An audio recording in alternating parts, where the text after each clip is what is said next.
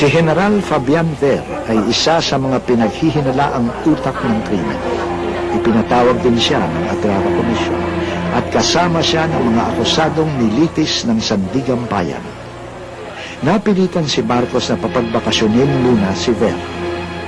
When General Ver was asked to go on leave because of the initial findings of the Agrava Commission, the 68 general officers in the service at the time, I was the 69th, passed around a manifesto declaring support for him. At that time, I was already the acting chief of staff, concurrently vice chief of staff and chief of the Philippine Constabulary Integrated National Police. I refused to join in that manifesto. I was the only one who refused among the general officers. Medyo nakita ko doon na masyado ng self-serving, masyado ng garapal yung ginagawa nila. Sa palagay ko, orders from here in Malacanang. Pinawalang sala ng Sandigang Bayan si Ver. Agad siyang ibinalik ni Marcos sa dating pwesto. Lalong tumindi ang galit ng taong bayan.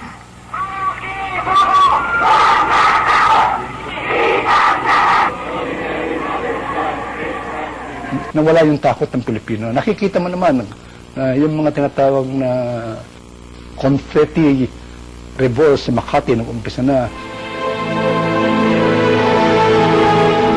Things are beginning to unravel at that point. But I think it was also universally felt at the time that stability was like a ball of thread, and having slipped from your hands, it is not easy to pick up the pieces and make it whole again. Sa mismong hanay ng militar, lumaganap ang disgusto. Nabuo ang Reform the Armed Forces Movement o RAM.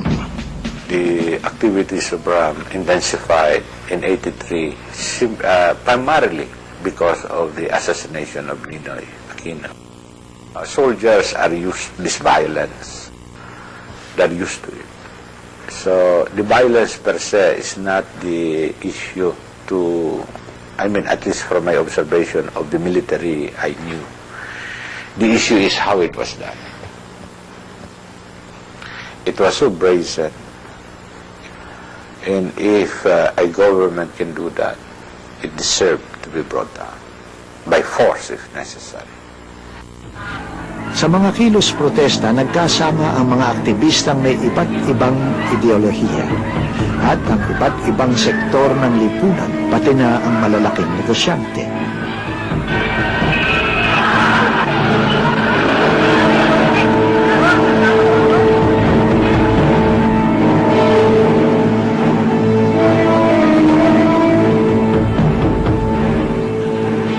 Lumakas din ang tinatawag na alternative press, mga periodiko at magazine palaban at walang takot tulad ng Malaya at Mr. and Miss Special Edition.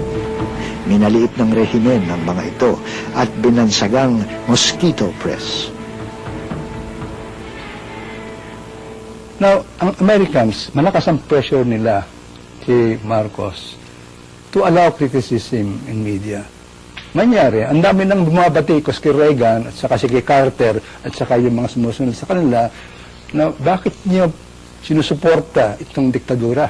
So, Marcos, para pagbigyan ang State Department, ang White House, ang Pentagon, ay he allowed the Mosquito Press to exist. Nabalisa ang Estados Unidos sa lumalalang kalagayan ng bansa, lalo na sa mabilis na pag-unlad ng impluensya at saklaw ng CPP, NPA, NDF.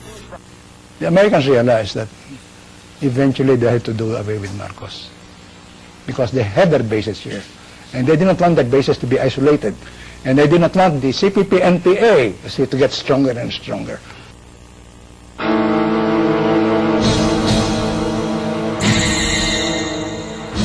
Nung dumating yung 1985, ay unang-una, seryosong-seryoso na yung sakit ni Marcos. Pangalawa, yung ating ekonomiya ay pabagsak din. Pabagsak kasi katakot-takot na nakawan, pagkatapos mismanage pa yung economy.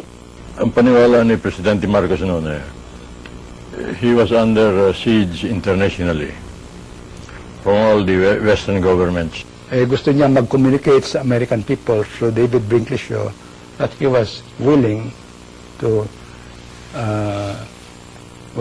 go through national elections, presidential elections. And that will prove, you see, that he is not the ruthless, hungry, despotic dictatorship that the American media was picturing him to be. Doon siya nagkamali. Malaking pagkakamali niya yun. Doon nag-umpisa ang kanyang fall. I announce that I am ready to call a snap election, perhaps earlier than 8 months, perhaps in 3 months or less than that.